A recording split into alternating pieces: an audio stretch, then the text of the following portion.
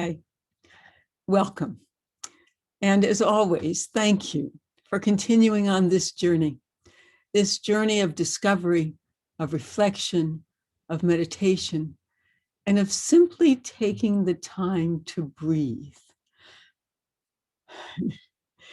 especially as the world around us now seems to be hurtling into normalcy. These few moments we take to center ourselves, to find our bearings, as it were, and to focus on the present, just as we are, without obsessing over what is past or anticipating what is not yet here, feels like an island of sanity, a safe haven, a gentle harbor in a world that never stops. This week, I heard a beautiful teaching on the Torah portion by one of my teachers, Rabbi Lisa Goldstein, and I'm going to try to share it with you as much as I possibly can. She begins by acknowledging that this week's portion, which is from the book of Numbers, is bewildering. Almost from beginning to end, its substance is so foreign to our modern sensibilities that it is largely inscrutable. The portion opens with the ritual of the red heifer. Anybody remember this from religious school? The story of the red heifer, or the episode of the red heifer? Okay, so a red heifer is a cow that is supposed to be entirely red in color. Animal red, I mean, not bright, crayon red or paint red. It is supposed to be entirely red in color, without a blemish, and it should never have been used for work or for service. So it's never been yoked. It's never been pressed into labor. This animal, perfect as it is to be used for a sacrifice. So it is burned, and then the ashes are to be used to purify anything that is impure. This is an ancient ritual. So it serves as a big cleansing mechanism. The ashes are used to purify anything that is impure. But then the weird part about it is that anyone who is involved in this ritual becomes impure. The thing that purifies everything else makes the people using it impure. As Rabbi Goldstein says, there is a strange paradoxical thing going on here. Then, towards the end of the portion, there's another very strange episode. The Israelites are wandering through the desert, complaining as usual. And God, in exasperation, sends a plague of venomous snakes or serpents because he's so angry with them. As a result of this plague, many people die from snake bites. God then instructs Moses to make a snake out of copper. The Hebrew is nachash nechoshet. Nachash is a snake or a serpent. Nechoshet is out of copper. And the alliteration is there. It's almost the same word, a snake and a copper snake.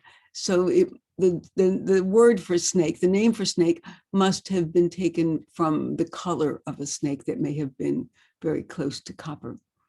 We think of a copperhead, for example. And to make a copper snake and to put it up on a big pole with the instruction that anyone who looks at this copper serpent will survive the snake bite. So the snake is actually rendered as on a pole, and if you look at the false snake, the copper snake, you'll be cured of any bite from the real snake. Rabbi Goldstein observes that just as the red heifer is a source of both purity and impurity, so the snake is both the cause of death and then the source of life. And there is no real explanation for this. The portion, however, both begins and ends with these really confusing paradoxical episodes. At the same time, this is a portion that is filled with grief. At the beginning of this portion, Miriam dies and the people mourn for her. And then Aaron dies and the people mourn for 30 days. This is Moses' sister and Moses' brother. Then there's the whole episode where Moses receives the decree from God that he will not be allowed to enter the promised land. After all of his years of effort and hard work on behalf of the people of Israel and their journey to the promised land, after all of his investment and struggle and difficulty and heartache, after all of the years of his own yearning and striving and pushing ahead in the face of profound weariness,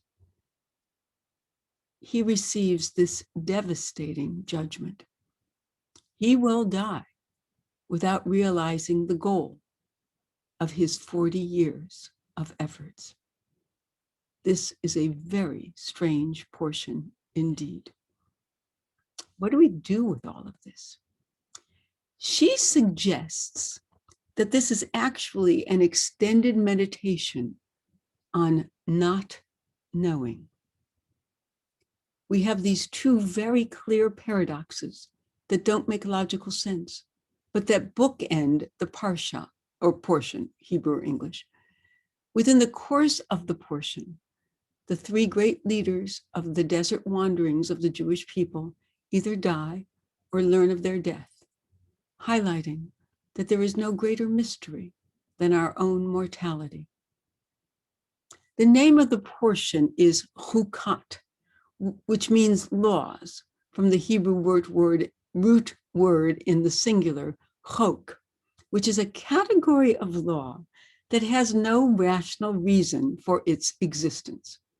A chok is a seemingly arbitrary thing, but in this instance, it serves as a clue to the entire portion.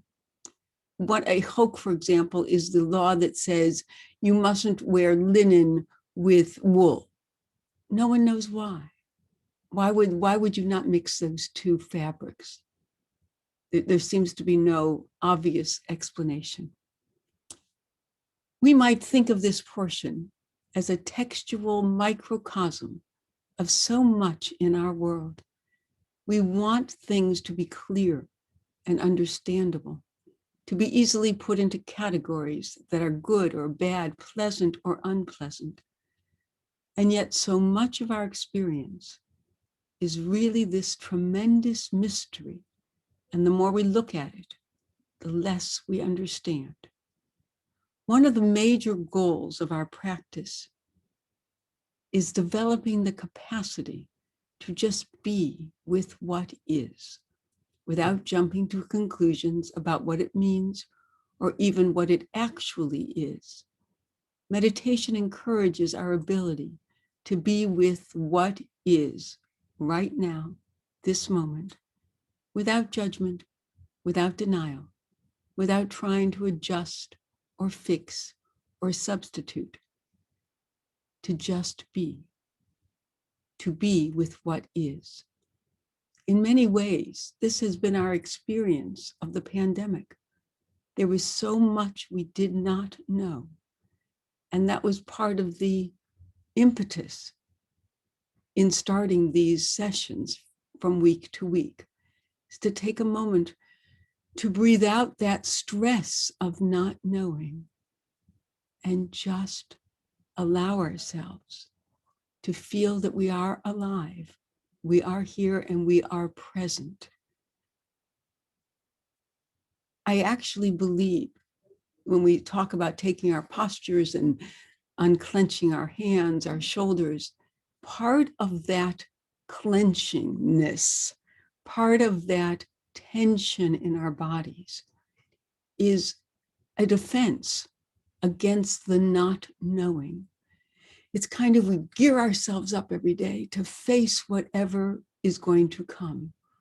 Because no matter what our plans are, No matter what our schedule is, the unexpected always arrives. And there is only so much for which we can plan.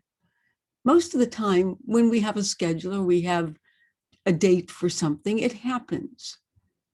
But rarely does life unfold exactly as we might want or expect. I frequently say to my children, life comes around a corner when you're looking straight ahead. And we go through all kinds of rituals trying to predict what that eventuality is going to be or going to look like. When I think especially of people like athletes, performers, who have to create something in the moment, and they prepare and prepare and prepare, but then there is ultimately in the moment that it all unfolds and it all happens. And so I think individuals of that nature are truly susceptible to superstitions and to certain kinds of behaviors that they hope will ensure a positive outcome. Not knowing, to sit without judgment, without denial, to be with what is, without trying to adjust or fix or substitute, to just be. So let us take our meditative postures, whatever that is for you.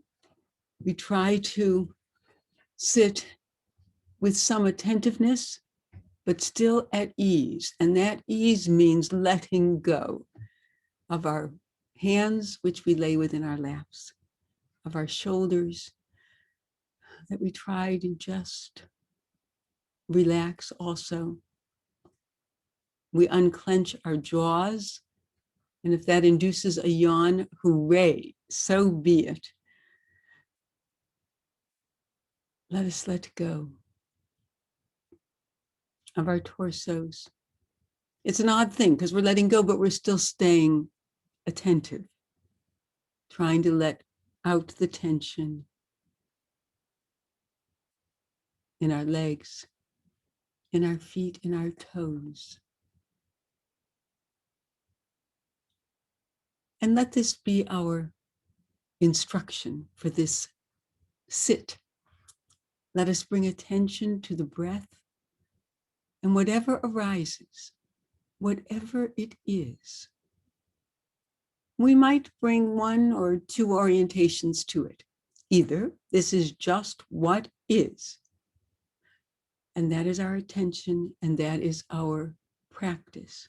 Or we might ask, what is it? And we might explore it a bit. And we might answer, I don't know. What is it now? I don't know. Let us bring that stance of not knowing toward our experience and see what emerges. So let us take that first good, deep, healing, I am present breath.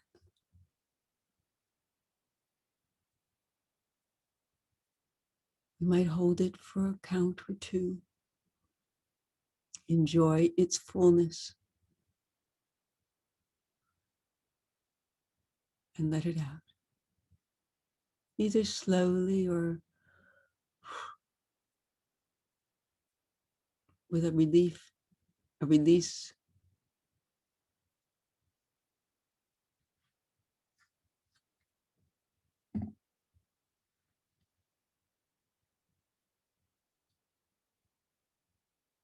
We do it again.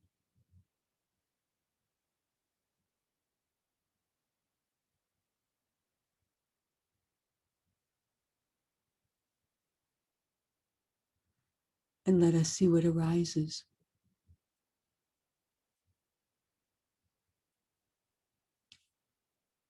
I know that one of my goals is to be able, not just in these moments, to sit with not knowing, but to live with not knowing.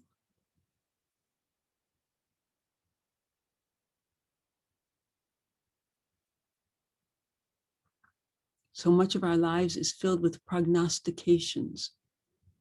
If we do this, this might happen.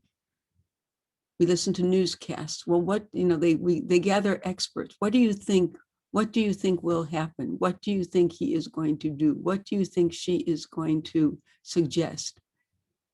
Sometimes I'll just turn off the TV and say, they're just prognosticating. No one knows. But it makes us feel better to predict, to imagine, to have a sense of mastery over the future.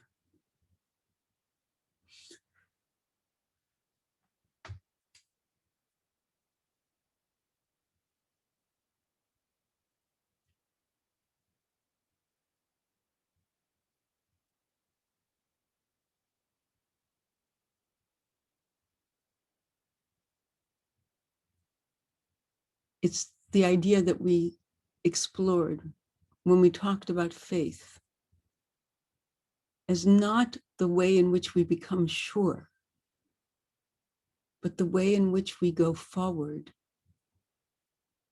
when we are uncertain, when we are unsure.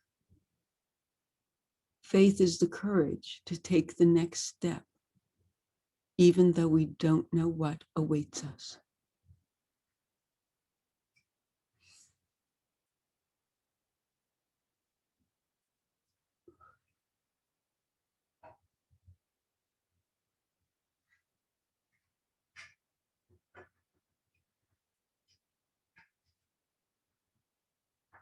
There's some extraneous noise. I hope it doesn't bother.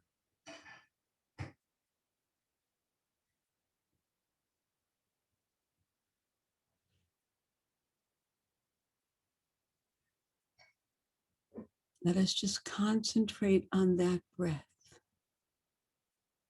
coming in, filling our bodies,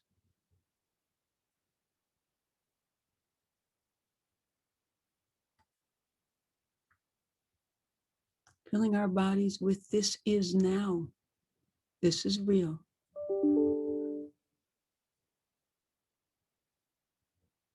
And then letting it go.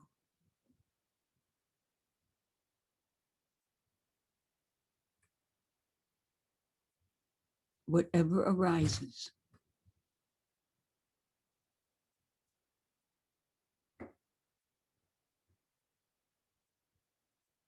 This is just what is.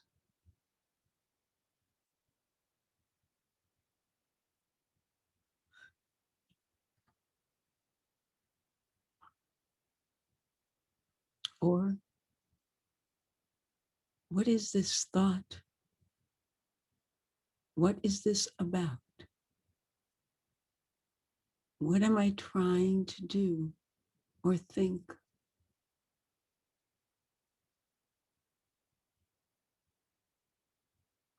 I don't know. I don't know.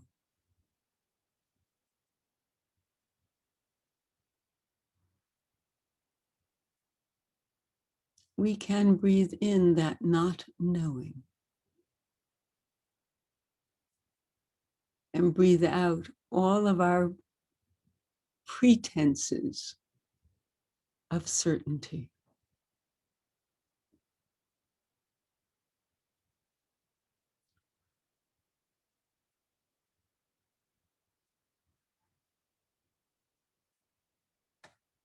And we might explore. Can I be comfortable in the world not knowing?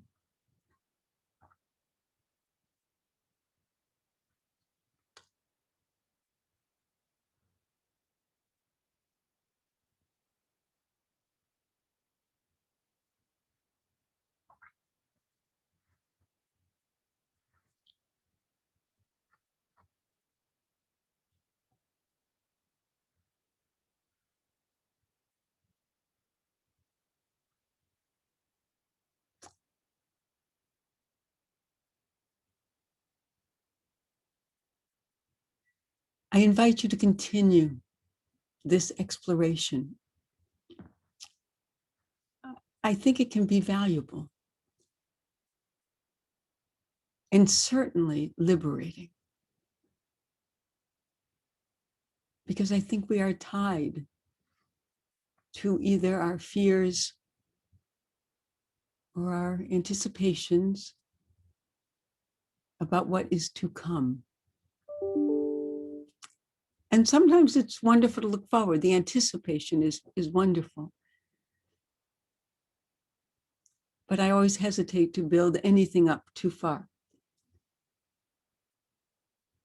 Life has a way of leavening all of our experiences. As always, Mary Oliver has a way of encapsulating our thoughts and our feelings. This is an excerpt from one of her poems entitled Bone. I think it brings us to a fitting close for today's meditation, although, as I say, I invite you to continue and to come back to this idea. Beside me, the gray sea was opening and shutting its wave doors, unfolding over and over its time ridiculing roar. I looked, but I couldn't see anything through its dark knit glare. Yet don't we all know the golden sand is there at the bottom, though our eyes have never seen it, nor can our hands ever catch it, lest we would sift it down into fractions and facts, certainties, and what the soul is. Also, I believe I will never quite know, though I play at the edges of knowing. Truly, I know our part is not knowing, but looking and touching and loving, which is the way I walked on softly through the pale pink morning light. May you be comfortable in not knowing in the week ahead. And I look forward to checking in together again next week.